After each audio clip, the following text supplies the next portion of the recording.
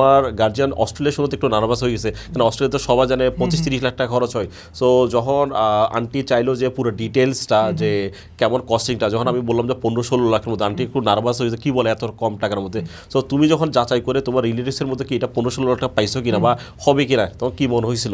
Relatives থেকে পরামর্শ নিয়ে যা বুঝলাম, ওরা আমাকে সব ইউনিভার্সিটির কথা বলছে, মানে বলার পর ওরা বলছে এগুলোর অ্যারাউন্ড কস্ট মানে 50 লাখ ক্রস করবে, মানে সবগুলো অনেক হ্যাজেল হবে, অনেক কিছু বলছে। পরবর্তীতে আমি ভাইয়ের সাথে আবার কথা বলি, মানে ভাইয়া আমাকে এরকম রিলেটিভস এভাবে বলছে, বাট আপনার কি মতামত জানতে যখন চাই, তখন ভাই আমাকে বলে আমি একটা না অনেকগুলো ইউনিভার্সিটি দিয়েছিল ভাই আমাকে, প্রায় 10-12টার মতো, এবং ওইটার সবগুলো ইউনিভার্সিটির কস্টও আমার আম্মুকে ভাইয়া দেখিয়েছিল। এবং ওই মানে সবাই সারপ্রাইজ ছিলাম যে মানে সবাই বললো অনেক অনেক টাকা খরচ হয়, বাট দেখলাম আসলে মানে 15-16 লাখের মধ্যেই যে অস্ট্রেলিয়া যাওয়া যায়, এটা আসলেই তখন আমরা বুঝি নাই। বাট ভাইয়া আসলে বলতেছে কিনা পরে যখন আমরা ভাইয়া দেয়া ইউনিভার্সিটিগুলো চেক করলাম, মানে ওদের রিভিউ দেখলাম, ওদের পেজ মানে ওদের ওয়েবসাইট দেখলাম, তখনই বুঝতে পারলাম যে অ্যাকচুয়ালি যে অস্ট্রেলিয়ার মধ্যে 15-16 লাখের মধ্যেও যাওয়া যায়। ডেল্টা ইমিগ্রেশন, বিদেশে উচ্চশিক্ষায় আপনার বিশ্বস্ত স্টাডি অ্যাব্রড পার্টনার।